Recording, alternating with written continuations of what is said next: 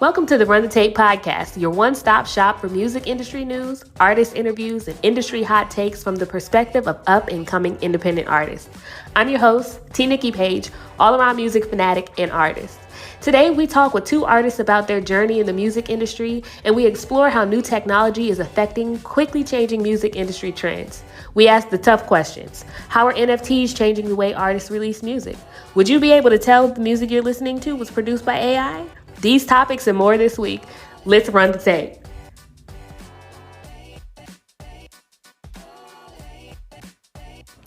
This week in music news, Apple announces updates to Apple Music that will accompany the new iOS 16. Now, I'm not going to lie to you, there aren't a ton of exciting new features on Apple Music with this new update. However, there are a few new standouts to me, the biggest being personalized spatial audio, which will be available this fall.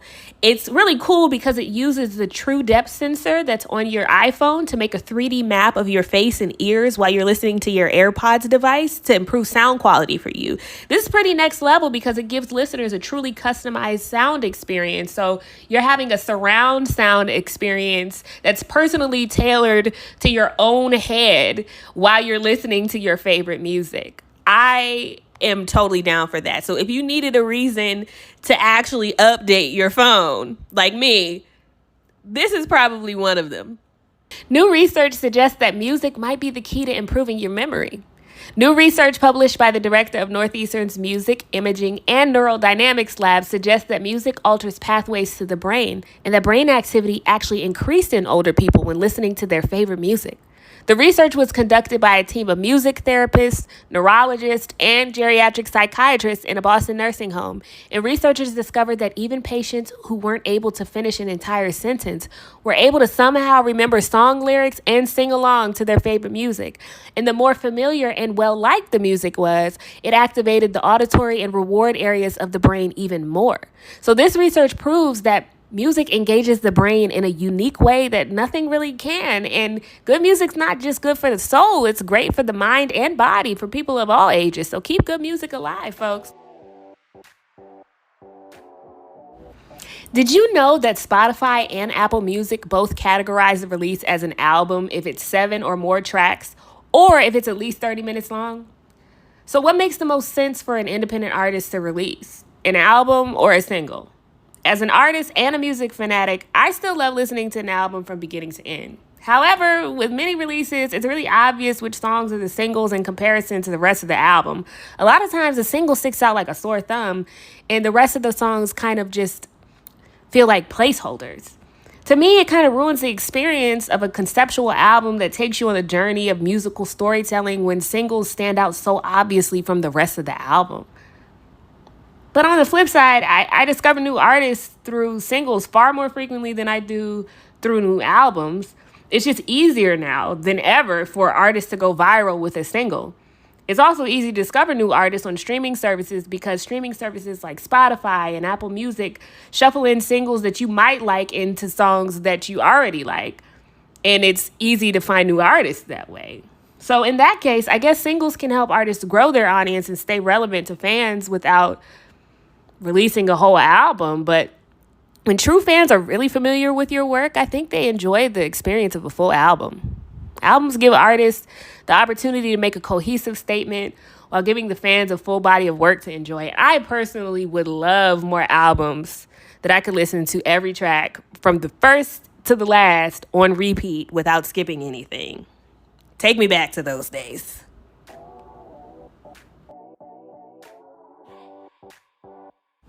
Our first guest, Ali Berke, uses her heart, soul, and real-life experiences to write relatable, feel-good pop ballads. She brings an optimistic, upbeat voice to growing up with her newest single, 19 to 20.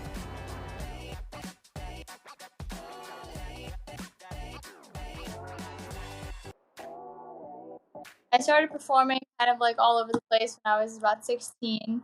I got to do some really, really cool things. I got to perform God Bless America at City Field, which was super, super awesome. I did a bunch of local shows. And then more recently, last year, I got to perform at the House of Blues in Anaheim, California. And then this Friday, I'm actually opening up for one of the Backstreet Boys, which is super exciting. And your single, 19 to 20, It has like this upbeat pop feel. What inspired that? Yeah, so I feel like when you're 19 and you're about to be 20, you're not really a kid anymore, but you're also not an adult. So it's kind of like that middle ground where you're kind of like, like I'm kind of confused, like where I'm going or what I kind of want to do. And I just wanted to like find a way to like get that point across and like more of like the feelings across, while having fun while doing it. So I was like, let me create a song that's like more of a summer vibe, laugh with your friends while also still understanding the meaning behind it. It seems like you're a hardworking girl. I saw you said you work 11-hour days and you go to the studio at night. Like what drives that ambition to make music no matter what? Definitely just because music is what I love to do. It's my passion. I mean, there's nothing better than going and creating something that's your own that you get to share with everyone. I mean, no matter like what it is, whether I'm working, whether I'm home, music is kind of like my escape and the thing that I really enjoy doing. So I never mind the long days. Awesome. Do you feel any pressure as an artist to keep up with how trends are changing?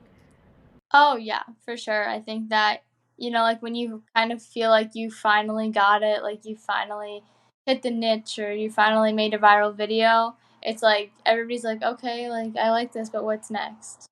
Like, what video gonna go viral? Like it's one of those things, like as an artist, I think that, social media unfortunately has really taken a big part in artists' lives, whether you're independent or whether you're signed. I mean, people classify people's talents on social media, unfortunately, a lot of the time, which I personally don't agree with. I think someone could be super talented and have no followers, and there's someone that could have a million followers and not be the best singer in the world.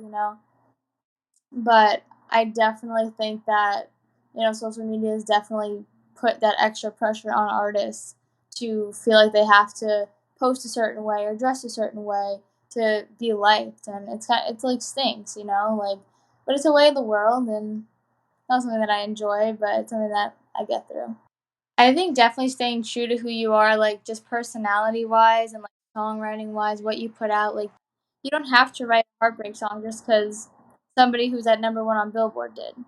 And I think that people and fans really like authenticity and realness, and that's why I always write all my songs based off of experience. I mean, when it comes to like videos and stuff like that, I kind of just like to tell the story behind the song. Whether it's a heartbreak song or something like I did a few months ago called The Unknown. It was kind of just like a feel good, like, let's get lost kind of song. So I made sure that, like, it kind of went through, like, different phases and different realms, just to kind of, like, give the listener a visual picture of what I was trying to say and come across. But when it comes to social media, I mean, I'm also, like, kind of one of those people that is very private. If I am struggling with something personally, I personally don't put it out there for everybody to know. That's one of the things about social media is like you could look like you live this perfect life and you're always smiling, you're always happy, but nobody really knows what goes on behind the scenes. So I definitely always keep it true to who I am, very authentic. If I go on vacation, if I'm hanging out with my friends, of course I'll always post stuff like that just because I'm also a human being. I'm still a young girl who likes to go and have fun even though I'm very, very focused on my career. I keep it like 90% career and 10% like selfies or like personal life. What's next for Ali Berke? What are you working on right now? What's on the come up for you? There will be a music video coming out for 19 through 20 super, super soon. I'm opening for AJ McLean of the Backstreet Boys this Friday, and the day after that, I'm actually leaving to join the Boys of Summer on a tour. I'll be in Philadelphia, New York, Boston, Pittsburgh, Oklahoma, and Dallas. You can find me on Instagram at Ali Berke Official. You can find all my music on Spotify and Apple Music under Ali Berke, and you can find all of my stuff on aliberkemusic.com.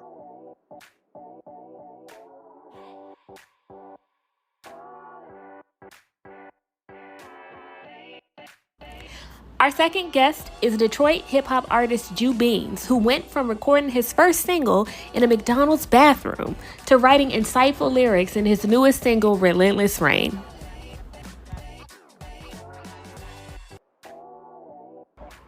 There was a period after the first album that I put out where I kind of took a step back from the music scene. I was still making songs, but I took a step back because it's just the money. You got to work. Uh, studio time and marketing and producing and all this, takes money, and it just wasn't. I wasn't there yet, and I'm still not where I want to be at all, by any means.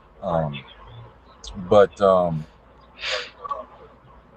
through that period, I was still making music, and I've always like felt music to be my calling. And still, having the right people in my corner, encouraging me to, like, yeah, man, get back with it. Never stopped.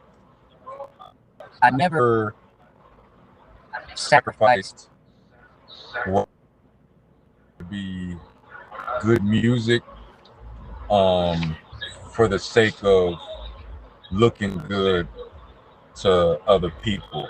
Okay, so where can the people find you? Instagram is JuBeanz with a Z, JU space BEANZ.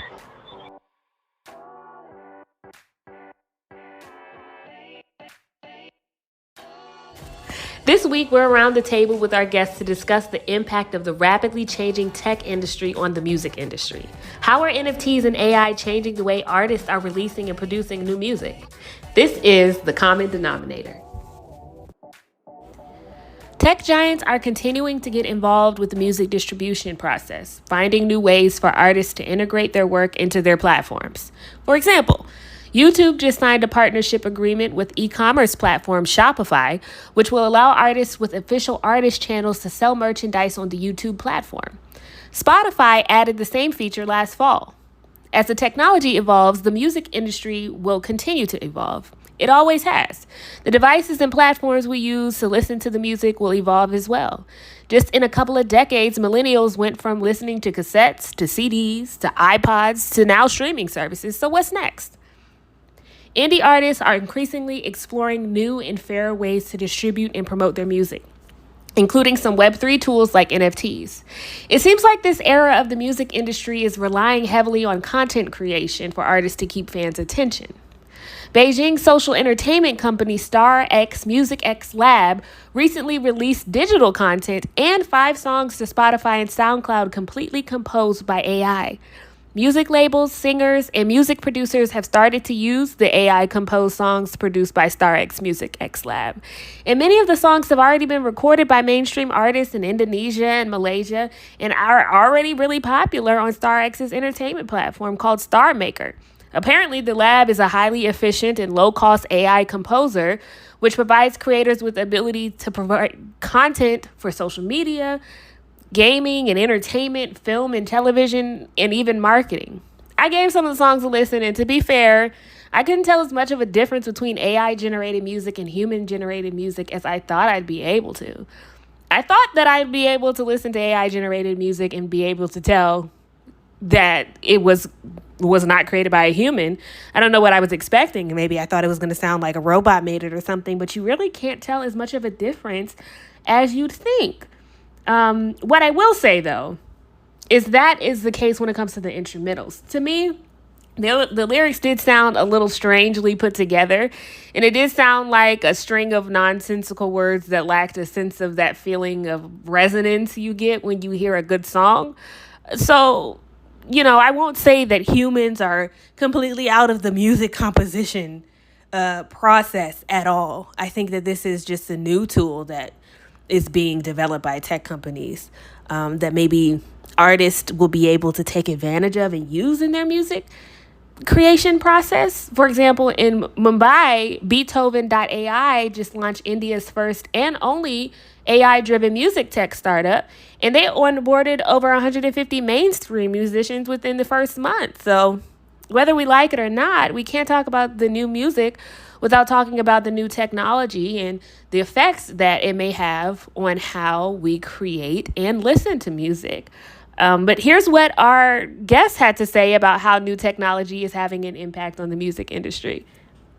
Yeah, I mean, I feel like it's just kind of like a way of the world, like the world has changed so much, musically and, just everyday life. Social media became such like a huge, huge part of everybody's life. And I feel like the artificial intelligence part of it kind of just like adds to the whole like era where we are in music now. Like I feel like a lot more things are very electronic, a lot more things are definitely a lot more like beefier sounding in the sense of, like maybe you don't play the drums, but like you need that sound on your song. I think that like it's awesome that artists have a way to still make the sound they want even if they're physically not able to do it. So I think that obviously always sticking to like the classic way of making music is obviously something that as an artist I always want to stick to, but I don't think there's anything wrong with artificial intelligence. Awesome. So, do you think that you would be able to tell the difference between music that's been created by artificial intelligence and music that's been created by an actual human musician? That's a good question. Um My best guess would be maybe. I mean, I don't know. I don't play instruments like myself, so I'm not like too familiar with how like a real chord would sound over a mic as opposed to it being like pre-recorded. But I think that it's a solid maybe. You will have to have a really good ear for music in order to do so. I think artificial intelligence is kind of taking the easy way out, and what you're sacrificing your soul. What your expression and your mind. You're sacrificing your own feelings being on the song. Yeah, I mean, I think that, like especially with the producers that I've worked with, that it's really important like, the relationship that I have with them. It's something just so fun and so special to create something together that you're proud of. So I think that I never made a song where like it was like a robot making it. But I definitely would always prefer like working with someone else just because it's something special and you get to share that enjoyment and excitement with someone else. How do you think technology is changing the way we enjoy music? Do you think you'd be able to tell the difference between music created by AI and music created by a human?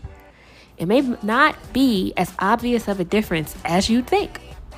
We learned today that music has a positive impact on our brain into old age. So hopefully we can use this technology positively. Could we possibly make music listening a more positive experience with technology? Or at least a more personalized experience like we saw with the Apple spatial audio headphones? How can we use technology to connect with one another through music? I think these are the questions that we should be asking as the technology continues to evolve. Because as the technology continues to evolve, the way that we listen to music and the way that music is brought to us is inevitably going to evolve. So thanks for listening. Join us next week on Run the Tape as we cover more music news, talk to more independent artists, and have more roundtable discussions about the one thing that unites us all, the universal language of music. Until next week, keep good music alive, folks.